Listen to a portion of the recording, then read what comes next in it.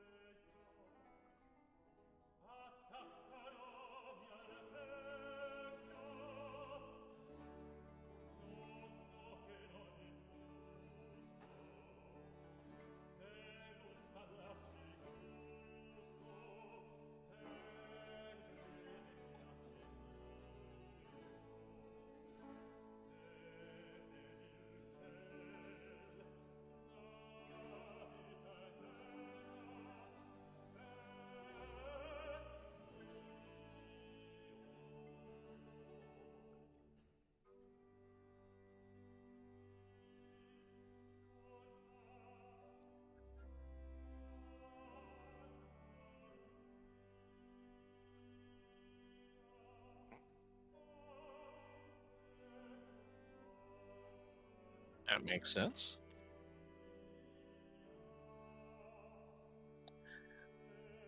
I really don't know what else I can add to that, to be perfectly honest. I just remember when we were talking about was it Bosch, who also was in one of these local guilds. Okay, yeah, it seems to be very common for these northern artists, you know, whether they're Flemish or Dutch, to be more in guilds. I don't know if we really touched on that with the Italian Baroque artists at all.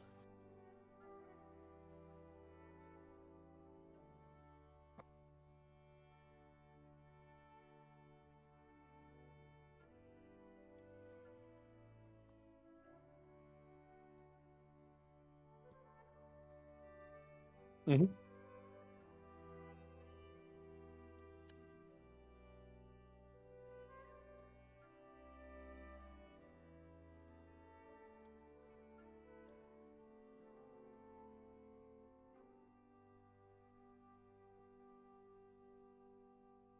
Mm-hmm.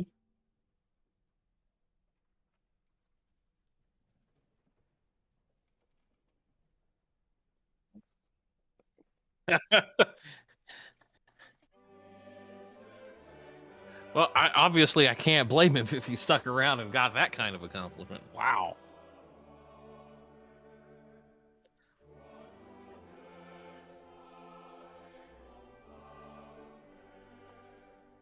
Mm-hmm.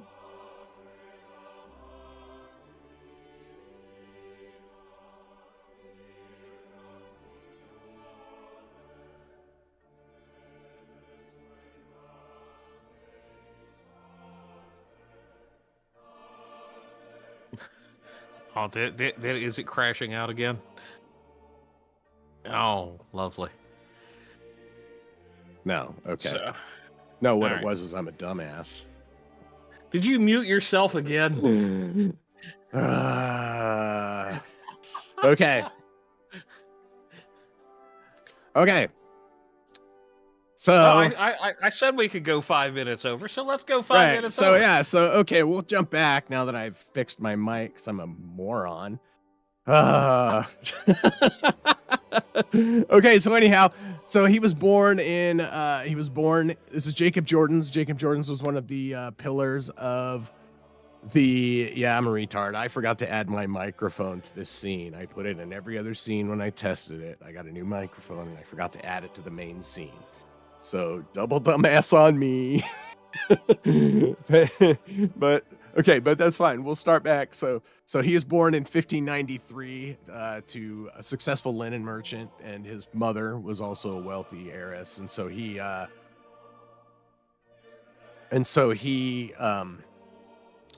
was raised in Antwerp, which was a Catholic area. So he's and I don't know if we got this prefaced. I think I did explain the difference between I think I did get the difference between the Spanish Netherlands and the Dutch Netherlands in here before I switched over. So anyhow, I think so, yes. yeah. So at least I hope so. Yeah. So okay. So first off, we'll say he apprenticed to Adam van Noort, who is the same person who Rubens apprenticed with. Although Rubens did apprentice with other people, Van Noort was Jordaens' only teacher. At the end of his apprenticeship, he joined the Guild of St. Luke, which is where Bleach jumped in.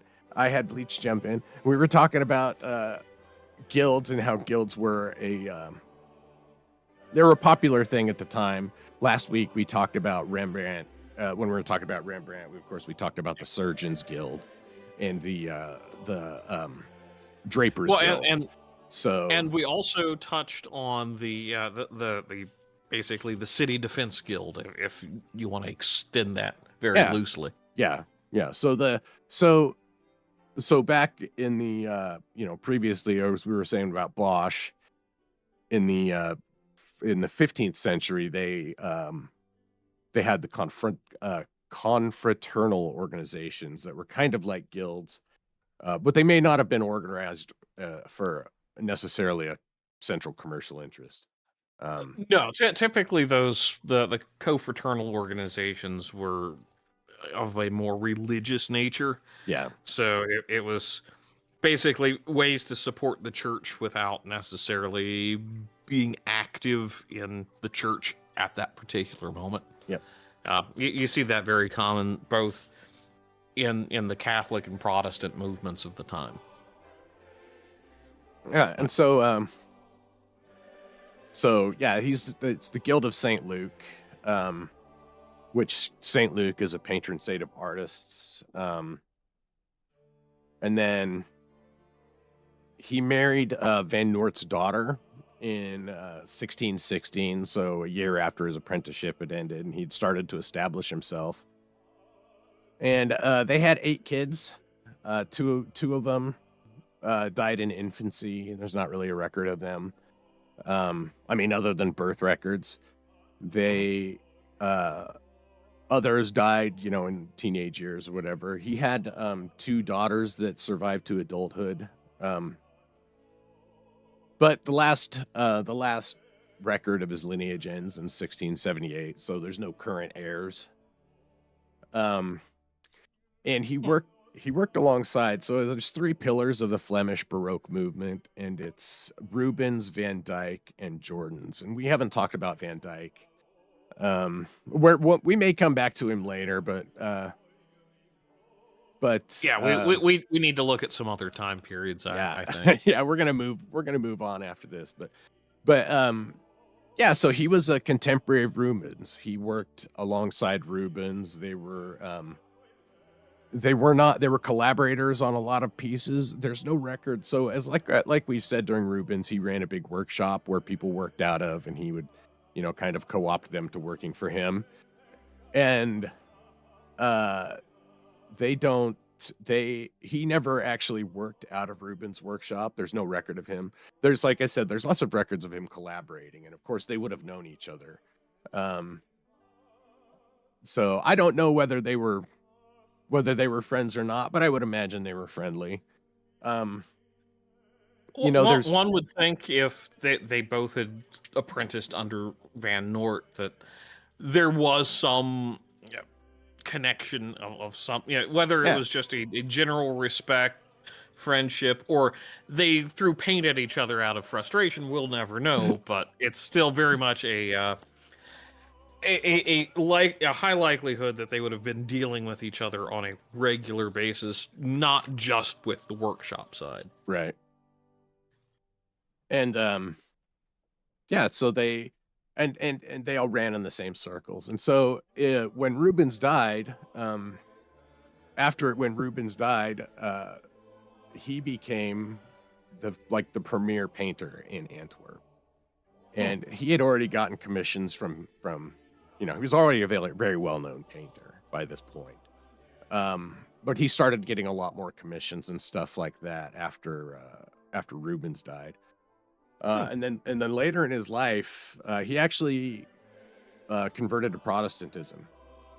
He became enamored with the teachings of Calvinism and became a Calvinist. So that was a late life conversion.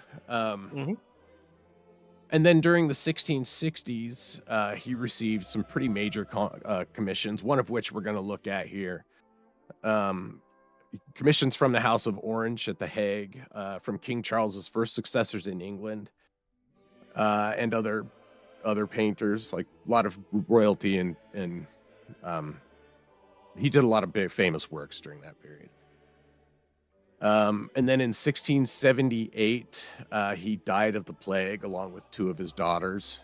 Now there was a resurgence of the bubonic plague in the Netherlands during that time, but it's not known if that's specifically what it was or if it was typhus. Because a lot of the times when they die of, like, typhus was a plague that went through, and it's colloquial to call typhus the plague.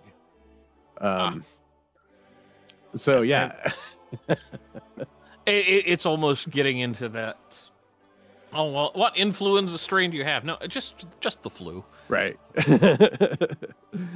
So with that said, we're going to jump into one of his works now. The first painting we got online here, and it is The Return of the Holy Family from the Flight into Egypt.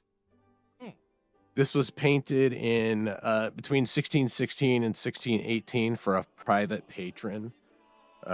It's oil on canvas. It's 5 feet by 4 feet, so it's a sizable painting. It's currently on display at the Prado in Madrid. And it depicts a scene from Matthew 2, Matthew 2:19 through 23.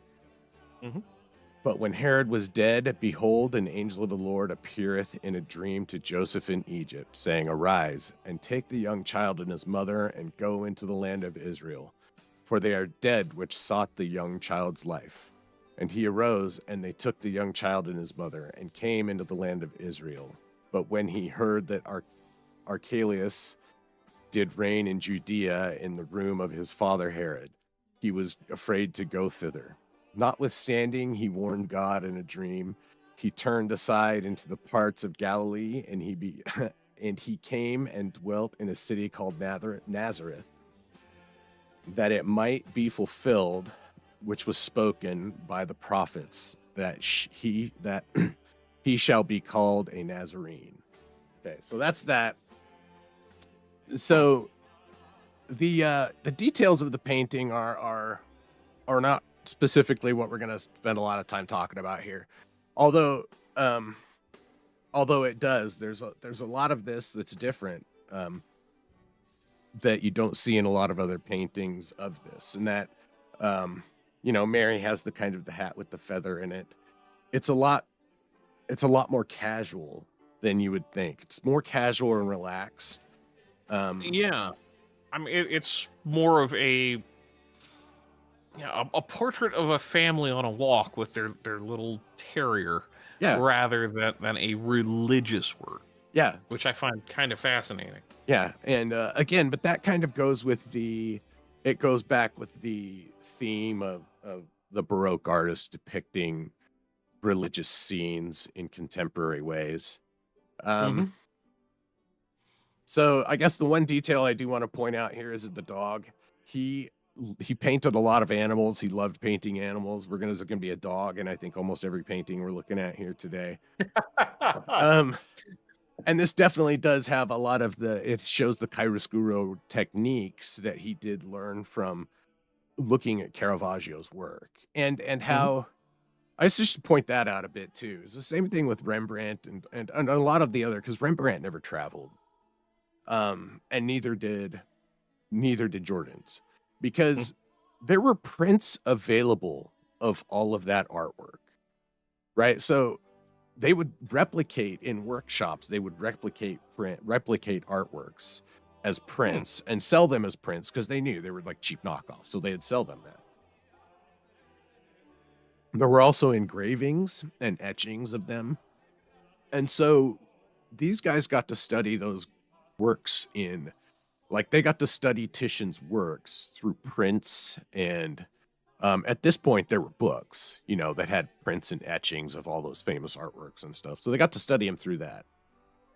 So the interesting thing, or the most interesting thing about this painting, was that it pretty much stayed in the same family for the long time. The people who he painted it for, it stayed with them for a really long time, until about 1940.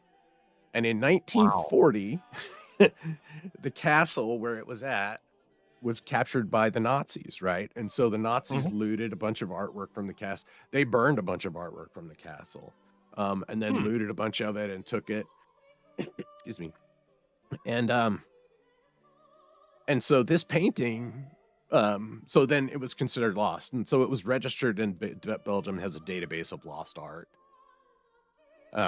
Art that was reported, because a lot of that stuff was recorded. Like, they have record of all that shit, and so Yeah. Probably for tax purposes way back in the day at one point. right, and so it was looted, but it wasn't like looted and taken to Adolf Hitler's house or some Nazi archive. No, some SS officer or whatever took it to his house. Um, and eventually it was found at a house in France, in the countryside in France, behind a false ceiling in 2022. So this painting was Wow. missing. It was in the same hands from like 1618 until 1940, and then went missing. And so, Wow. oh yeah, no, they That did is, have. You're right. You're right, Victorian time traveler. You're absolutely right. They did take a bunch of the art and preserve a shit ton of it. You're absolutely right. And I'm not trying to, but for this specific castle, because I don't know exactly what they did, but and they did not go around burning art. I'm not trying to say that at all. But in this siege, some of the art was burned, in this castle. So yeah, I'm not trying to say that they went around and blew shit up. That's not what I'm saying. And you're no, 100%. They did preserve. Actually, the German government did it, and the Belgian government did it, and I think a bunch Mhm. of them did it. They preserved art in salt mines. Oh Um, yeah, yeah. That was one of those where the theory was it should, because of the dry atmosphere, yeah, it should really help preserve the art. yeah, Yeah, most of yeah, the art that got destroyed typically was along the lines of, oh yeah, this is not good propaganda, or it's something that's just trash, like yeah. one would do if you, you know, Ugh, which looted a house that had like a Pollock in it. so someone's gonna go burn down those fucking Rothkos. Uh, okay, no, but back on theme here, because but yeah, so no, so when it was only given back in February of this year, was it finally returned to the descendants of the original owner, which I think is a really wild journey for a painting like this to take. And also when they took it originally, they had it cataloged as a Rubens. This was originally thought to be a Rubens, but then it was authenticated to be Jordaens later, or Jordaens later. So yeah. Yeah, I think it's an interesting journey for a painting, and so that's why I included it here. And it was one of his earlier works. So shortly, and it was shortly after he was married, which is probably why it can be seen as like such a whimsical scene of like a family just happily walking in a way. Like that may have been how he was feeling. And he was a really good he was a really good he was a very humorous painter, and I think this next piece won't highlight that, but the one after that will. But the next one we're going to look at is just showing how just his technical ability, really, and his ability to portray mythological scenes and allegory. So this is Meleager and Atalanta.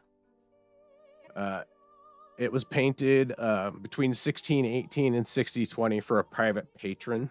And then it was moved to the Spanish Royal Collection in 1666, where it's been ever since. It's oil on canvas, 5x7, and it also is currently at the Prado. And this was his first mythological painting that was really successful. It was one where people really it gave him fame. You know what I mean? Like it's one where people recognized him. And what this is a scene from. So the myth of Meleager and Atalanta, it's a scene from the Caledonian boar hunt. So King Oeneus, the king of Caledonia, had neglected to offer Artemis an offering at the end of the harvest season, kind of like boastfully neglected to offer it. And so in vengeance, he sent this monstrous boar, the Caledonian boar, for punishment. And then the boar... and then the boar, ravaged the countryside. Yeah, you know. And so King Oeneus had a son, Meleager, and he was summoning Greece's greatest heroes. Now, this was before the Odyssey, so they're like proto-Argonauts. Mm-hmm. So he had Jason, Theseus, Castor and Pollux, Peleus, Nestor, and then the beautiful Atalanta, the virgin huntress raised by Artemis herself. And so, of course, bringing a woman along makes everything a little more complicated, but Meleager is, he's simping a bit, we'll say, but he's enamored by her, right? And so during the hunt, she's a very skillful hunter, but during the hunt, she's the first one who wounds the boar with an arrow. And although Meleager is the one who kills the boar, he offers the head and hide to Atalanta as a trophy. And so Meleager's uncles are pissed because that's not, it's not appropriate. They felt it wasn't appropriate because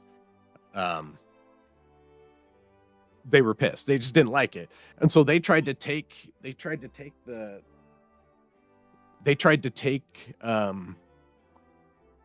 stuff from her. They tried to take the boar's hide and head from her, which is kind of what this scene is depicting. Is the uncles like kind of or he's trying to give that to her. The uncles and everybody are pissed off. So people are pissed off in the background, being like, "What the hell?" You could see everybody angry. So in retaliation for those guys trying to take the shit from her, he kills them. Yeah, and so one does. Yeah, he kills them, and so his mom is pissed because obviously he killed her brothers, and when he was born, when Meleager was born, there was a prophecy. I'm probably saying his name all fucking wrong. Anyways, there was a prophecy that said his life will end when a log is burnt, the specific log is burnt. And so she had this log hidden away because she didn't want it to be burnt. And so she ended up just burning the log to kill him as in retaliation for this. So that's the story of the Caledonian boar hunt. And yeah, VTT, don't get me started on that either. But so this, like I said, it's one of his first mythological paintings. It's an allegorical painting, in that the story itself is an allegory, and it's a very technically well done painting. The obvious influence from the darkness of the Caravaggio technique in the side here to highlight. Rusco. Yeah, Yeah. and the lighting to highlight his face. And then also, one thing I really like about Jordaens is the variations in his faces, because some of his faces go from very real to very cartoonish within the same paintings, and he does the exaggerated expressions, and I think part of it is like he looks like a happy dude. In all of the portraits of him, he looks like a happy dude. And by all accounts, again, he was a fairly, happy and successful guy. And his paintings have a very humorous tone to them in a lot of ways. Even this, in the seriousness of it, these guys over here they're like, bro, what? They're like, oh, dude, what the hell? And this guy's like, are you fucking kidding me? And these guys back here is like, oh, Jesus. He captures a really wide range of expression. And I really... I gotta say, that one dog in the middle, what the hell is going on with that dog? This one? Yeah. Yeah. That's like, what is this? He's a little... Well, like I said, a lot of the time they're drawing these dogs from memory, right? They don't have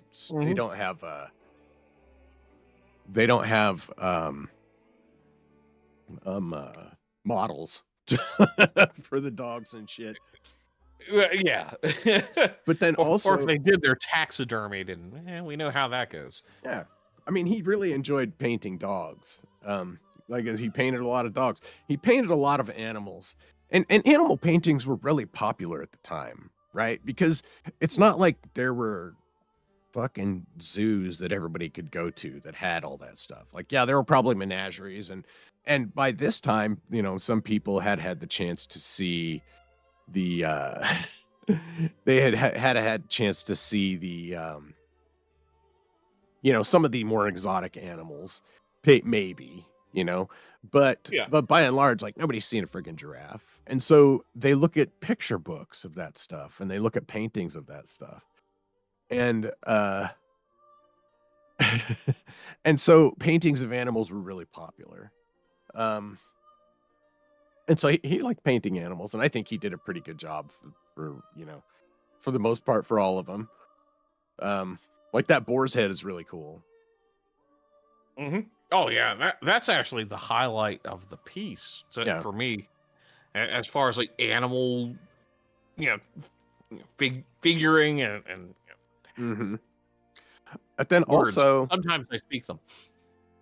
I guess I'd take this opportunity to point out another difference between the Flemish style and the Dutch Baroque style, in that impasto is that Rembrandt used is not like he's gone to lengths to make sure that the brushstrokes are not obvious, right? And he's not. And another thing about Jordaens is, especially when he got later in life, he painted really lightly on canvas,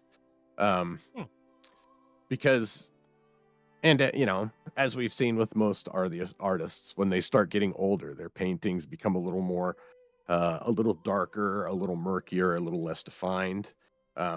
Probably as they're aging and their eyes go bad. Like as I relate to as I'm aging and my eyes are going bad. Fair enough. So they so anyhow, this yeah, crap, I've lost my train of thought. I looked over at the presentation and lost my train of thought. Anyhow, so Yeah, no, this it go is ahead. very obvious that he's using a little more care to conceal the brushstrokes. I think the other Okay. thing worth noting is the people's bodies, their musculature, Yes. looks very natural, but everybody seems to have like really fat wrists and cankles. He does, and it is kind of along the line. His women aren't as Rubenesque as Rubens, and he does still kind of hold on to that Hellenistic form a little bit, you know, the musculature.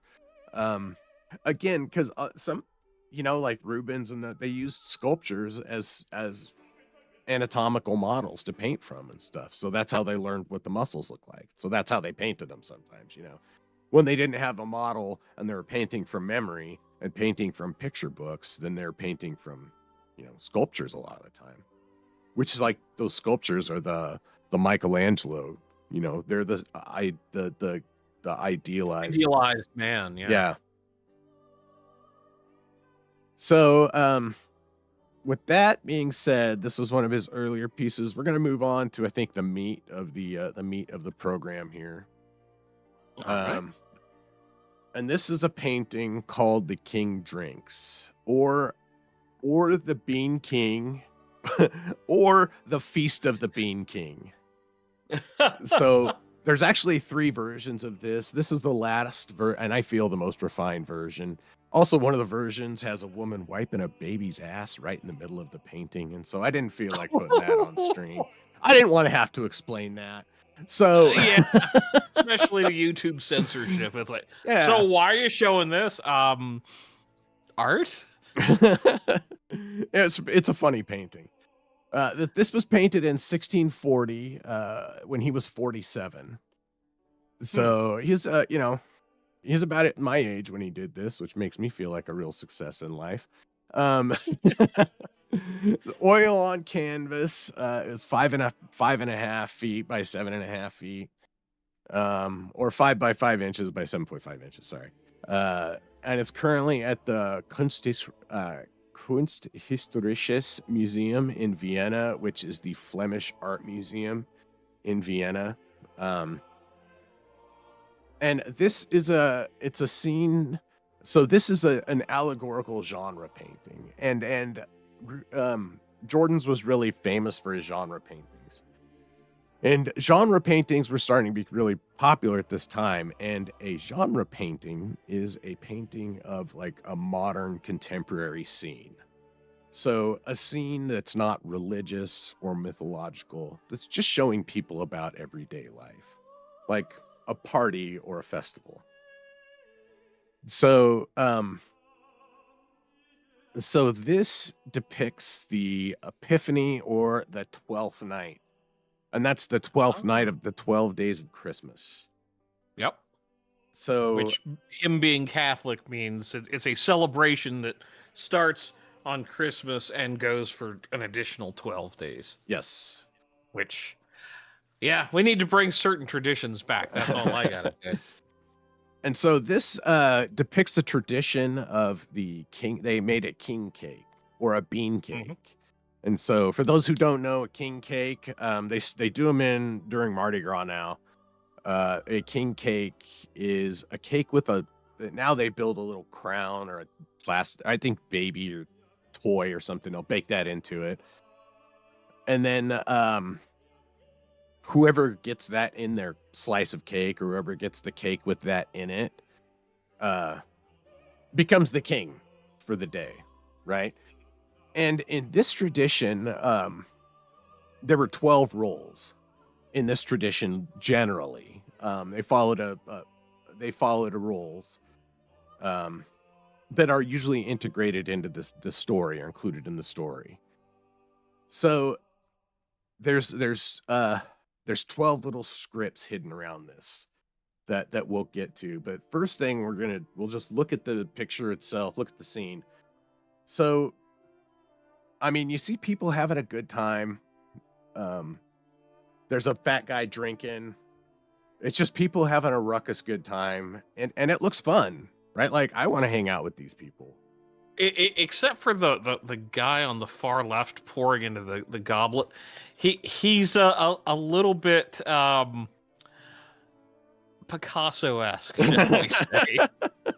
Well, I mean, so here's the thing: is I have no doubt that there were some dysgenic looking people back then too. So it may I be a don't know. perfectly accurate representation of the Right? model. I don't know. Right? That'd be hilarious. We're like, oh, this guy's perspective's all messed up, and then you meet the guy And and it's it like, looks that's the guy? exactly like that. Yeah.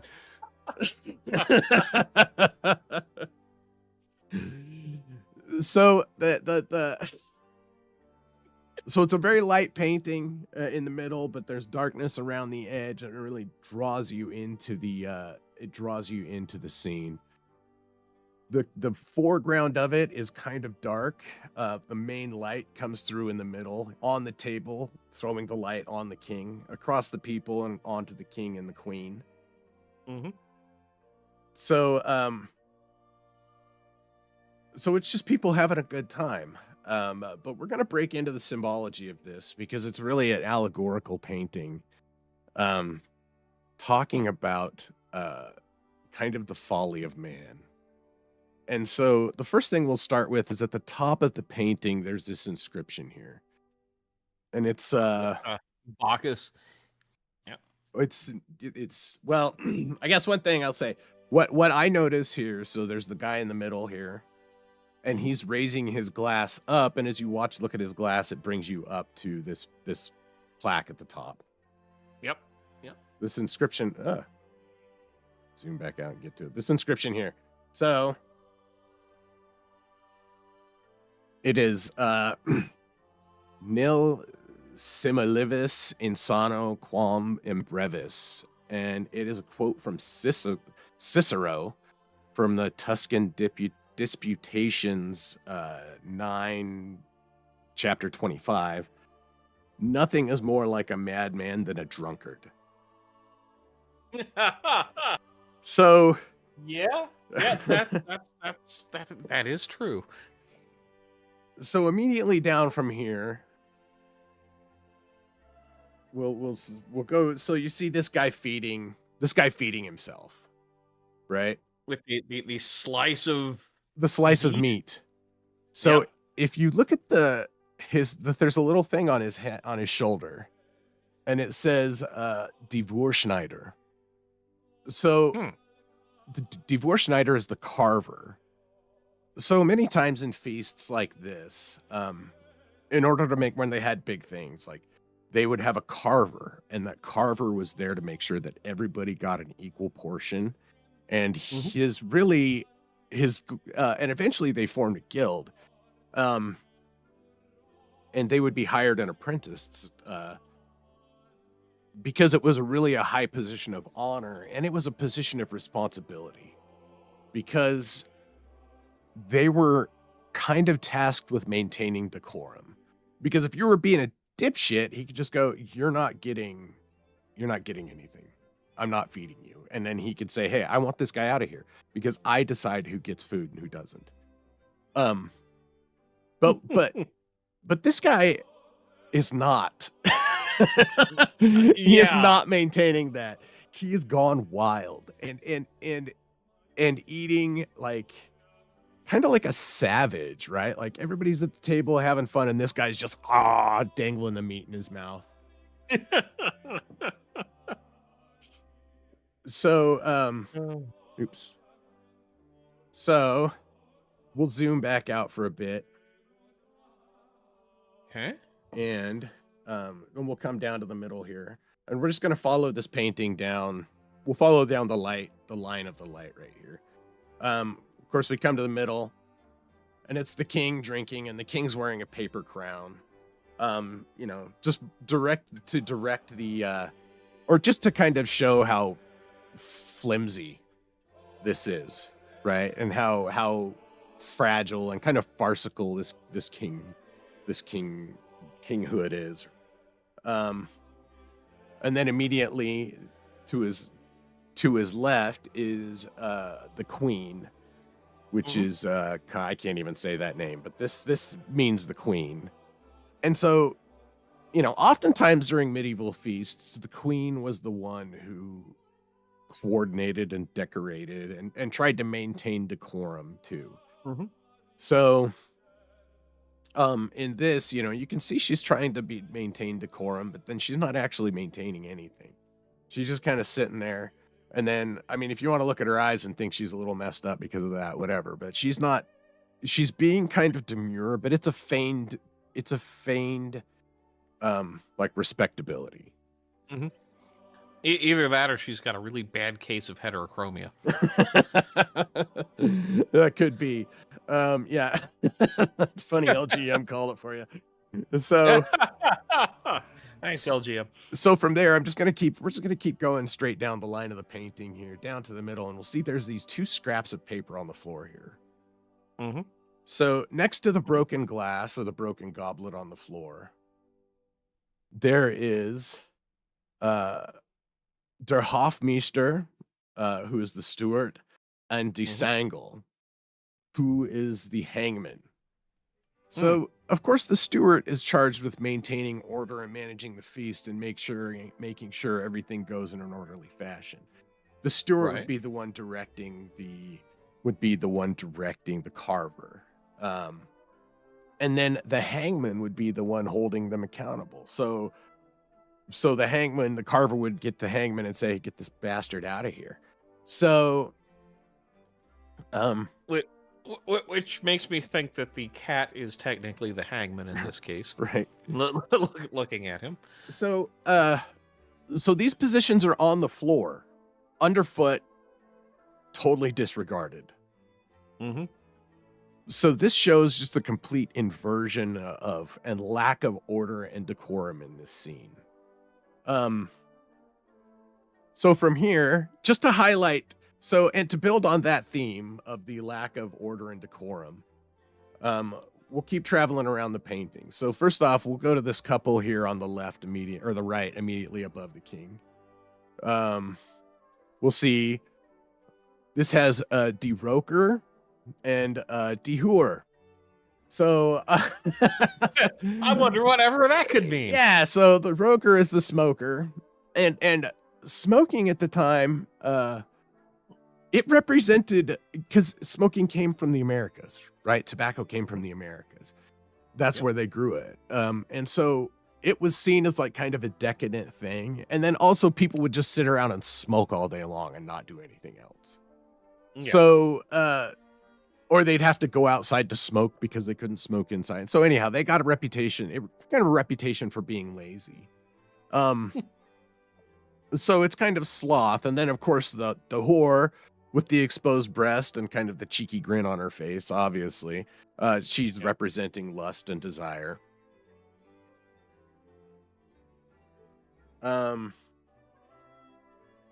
Let's see. Here's another interesting thing. There's a little kid down here sneaking a drink, which seems a little improper. I know it wasn't totally uncommon for children to have a little bit of alcohol at this time, but I don't know if they would be partaking in such a raucous feast as this. So that's a little weird. And then you've got the dog with the bloodshot eyes trying to stop her. Yeah. Yeah, the dog with the bloodshot eyes kind of begging for scraps down here. Again, another dog in the painting. He loved dogs. We're going to go over to the cat here too real quick just to look at him. That is the most intense cat I've seen. He's not happy. Outside of my own. Yeah, he's not happy. But I guess I understand it, right? Like, he's like, I'm trying to sleep and you guys are degenerates. So just a quick aside, looking at the detail, it's like he's drawn a cat scratch onto the floor, which I find interesting. Yeah. It's a fun little detail. I love these, old Baroque artists where there's just these little hidden things here and there where your eyes are being attracted to the big picture, Yeah. and then the little scratch or some of the intricate details. It's great. Yeah, and especially because they're like the paintings are so big, they can fit so much detail in here. Mm-hmm. And so then there's this pottery on the floor, which is like, it's supposed to be like finery and stuff, but it's on the floor. So again, that kind of represents an inversion. Like, this is nice stuff. And why would it be on the floor instead? Instead of being up in a place of honor, it's like, no, this just goes on the floor because we don't care. Because it, again, is representing an inversion, like the world being turned upside down by this drunken revelry. And so then right above that pottery, we get our old friend, the puker here, which is, I think this is the first piece of art we've covered with someone vomiting. yeah. That's amazing. So his thing says, he's the court medic, the king's physician. His hat says medicijn, in Dutch. So that's an inversion, and I'll show that the medic, the physician, is the sickest person here. Yeah. Physician, heal thyself by purging. Right. It's a really interesting, like, of all people who should know not to overdo it and act and do that, it's the doctor who shouldn't. And the doctor is just like, nope, he's done it. He's puking his fucking guts out. And then directly above him is the, oh, let me find her here. Demoe, who is the spinster or the aunt. She's just kind of observing. She kind of represents wisdom and age. She's kind of like one of the only rational people in this scene, but she's not doing anything to stop it either. She's participating in the madness also. So then we got Sloth up here pouring. I don't know anything about Sloth here. But if you look at the woman's face in the mirror here, and you can see the hands on her, you can see there's a hand holding her chin. Yeah, if we cut over here and scroll down. Go over just a hair. Yeah. We will see. Yep.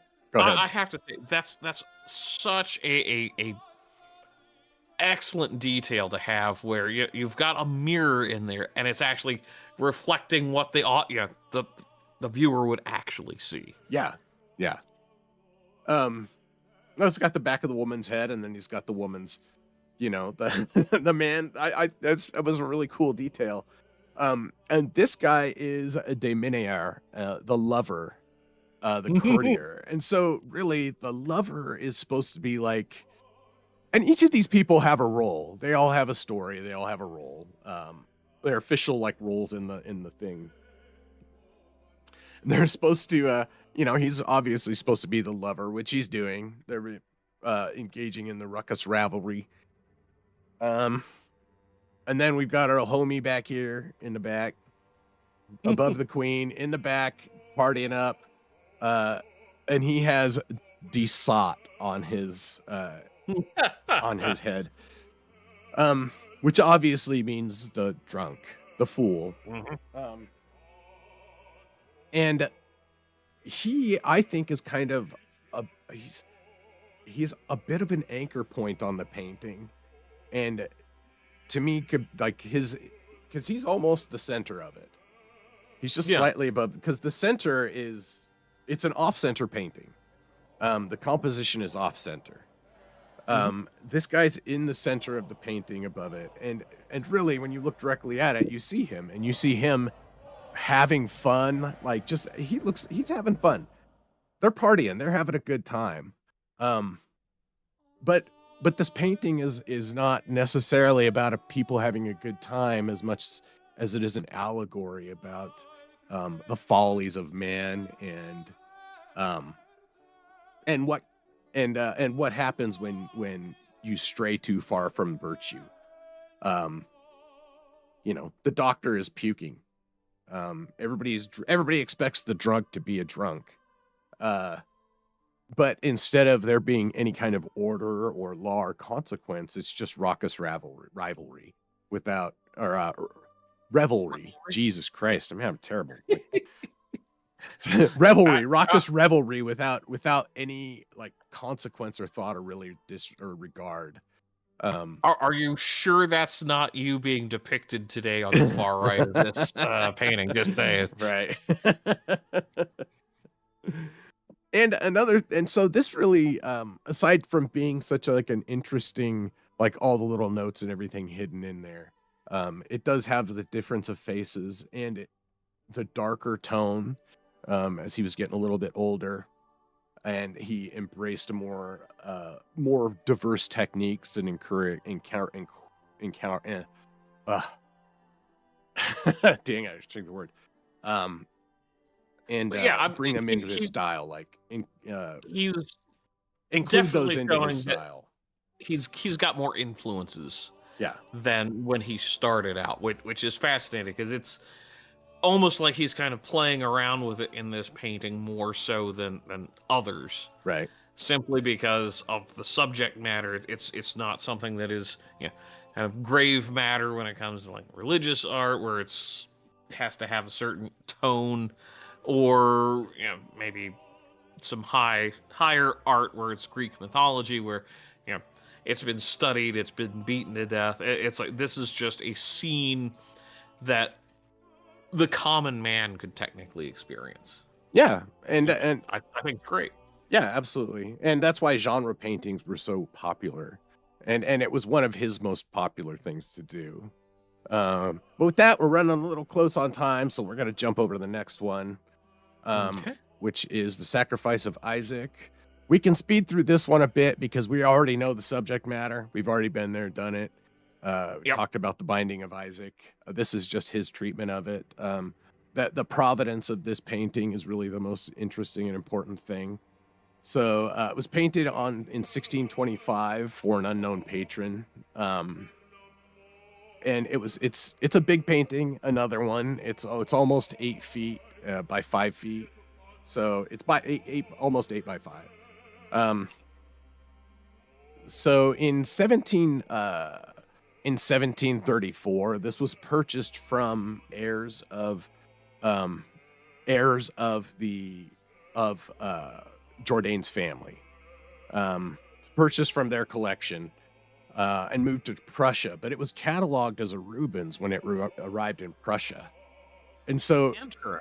Yeah, I understand why, but there's also just enough difference in the appearance of the figures to go that's not a Rubens. Yeah. But it was cataloged as a Rubens, right? And misattribution is and has been a problem in the art world. Like there's works out there from famous artists and that are misattributed to other people or not attributed at all, so but yeah, so this was cataloged there as a Rubens, and it was maintained as a Rubens. And then during the Napoleonic conquest in 1797, from 1797 to 1799, it was seized and sent to the Louvre by the French forces, where it was displayed as a Rubens, and kept there for a long time until like the mid 1800s. Some artists got a hold of it and able to actually authenticate it as a Jordaens and not a Rubens. So really this was just a quick story about again, this was another piece of work stolen during war, and then it was they finally figured out. So it just shows just a quick note about the ease of misattribution and how much work gets lost to that. This is a super quick one. So Sacrifice of Isaac, the Binding of Isaac, 1625. So the last one we're doing here is called The Triumph of Frederick Henrik. So this is a painting. It was painted in 1652 for Princess Amalia of Salms Braunfels, commissioned in honor of her late husband, Frederick Hendrik, Prince of Orange, for the Orange House in Huistenbosch in The Hague in Netherlands. It's a ceiling fresco. It's fucking big. It's 25 by 24. It's like almost 600 square feet of painting. Oh, that is one massive piece. Yes, it's huge. So a little bit about Frederick Hendrik. So he was born during the 80 Years' War for Dutch independence from Spain. Mm-hmm. He died in 1647, and this was commissioned after that.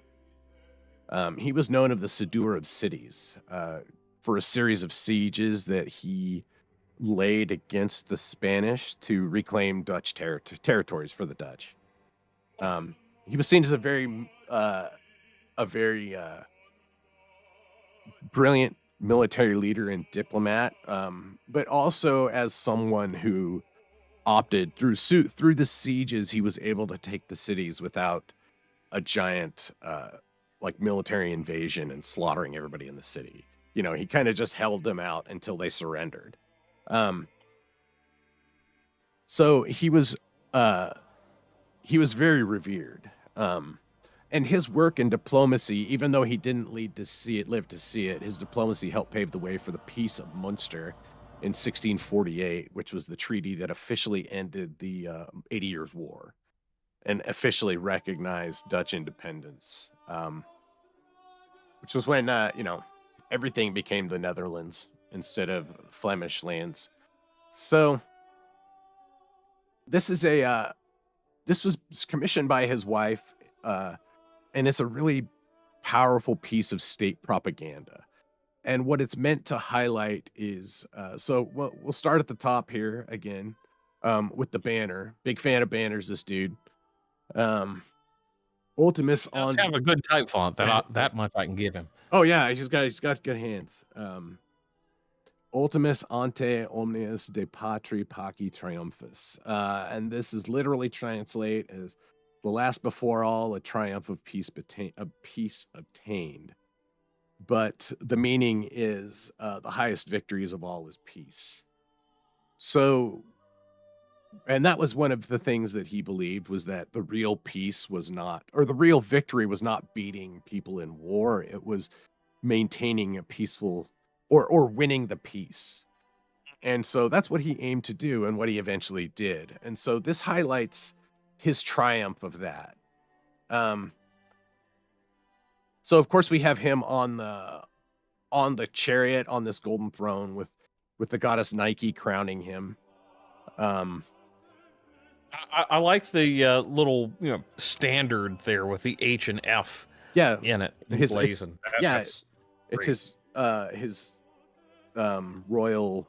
royal seal there. He's holding a baton, which is a sign of authority. Mm-hmm. And the whole painting is peppered with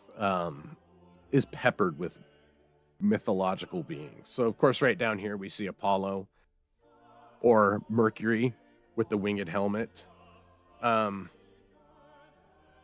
This figure in the front here, who's also holding the baton and the armor, is thought to be an allegory for his military prowess, his martial prowess. Yeah, because it's very much the same face on both. Let's see. I also think it's interesting the two statues of him. Yeah, the two statues of him in his armor. One with the helmet and the plume, symbolizing a battle, and then one with the laurel, symbolizing peace. And then you have Athena or Artemis down here, leading his horse, his procession. Mm-hmm. And then down here, this is envy and discord. So he's triumphing over envy and discord, and marching over them to bring harmony and peace.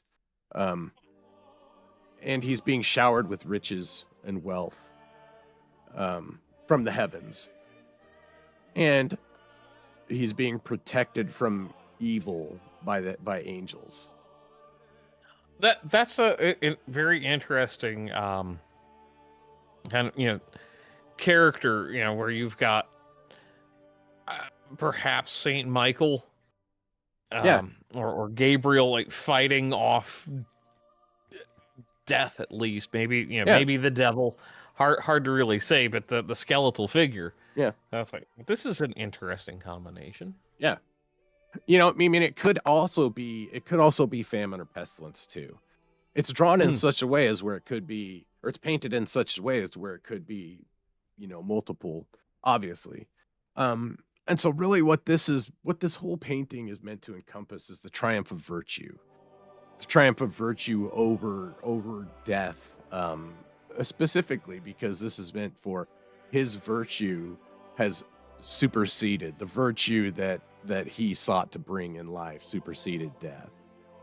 And that's what this was meant to, that's one of the main stories of this, is a tribute from a queen to her king after a victory, after a hard fought peace.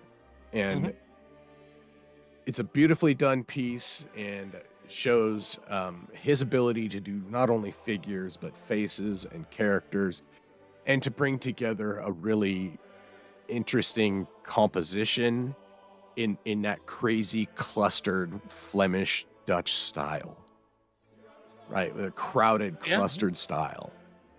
Well, So and because we're starting to run up on time. Yeah. But just it's like the banners have all these extra details. It would be great, to be able to go through and dissect it all. But yeah, the best part is for our audience, you can do that on your own, and we can talk about it in the comment section. I think that would be fun. Yeah. Yeah, definitely. Talk about it in the comments section. You can join my Discord and talk about it there. And other than that, I think we're done for this one. I think we've got Jordaens done. I mean, he's a remarkable artist that I'll admit I did not know really much about him at all going in, other than I recognized the name. Yeah. And that's one of the beauties of going through this the way we have. I try to go in, I won't say blind necessarily, but try not to do too much research ahead of time. That way, if there's something interesting going on, I can ask the questions that probably the audience is. Yeah. And it's really just an amazing amount of work that you go and do to put these together. So I have to give you big credits for, since this is episode 10, we've got to, self appreciate ourselves and whatnot. But yeah, it's like it. But looking at like this painting and some of the others, it's just really remarkable the differences in the way they like. He's very much, I want to put labels on things so people aren't lost. It's fantastic. Yeah, it is. He hides. It's a game. This painting is a game. It's so fun. Because once you start looking at it, you'll see another thing, and you'll see another thing, and it was really fun to research it. And his work was really fun, and I definitely encourage you guys to go in the people in the audience to go look him up and look up his work. He's really a phenomenal artist, and it's very fun. His work is very fun and interesting. So, with that being said, we will be back next week. We're going to be talking about a German-born kind of Americana artist, Albert Bierstadt, talking mostly about landscapes, which will be a big switch for us, but it's going to be awesome. So, I'm looking forward to it, and especially with it being kind of an Americana artist in his style, it's going to be fun. Yeah. So join us then, same bat time, same bat channel. Thank you very much, folks. Thank you, everybody who showed up, Victorian Time Traveler, Ardent, LGM, Malox. We had Fab Daddy in here, and there was somebody else who popped in. Yep, and I'm scrolling up. over on my channel, Formalin and Danny popped in, and I know there's a few more people lurking, but and Ajar Bazaar, that was the other person. So, all right, thank you very much, folks. Have a wonderful week.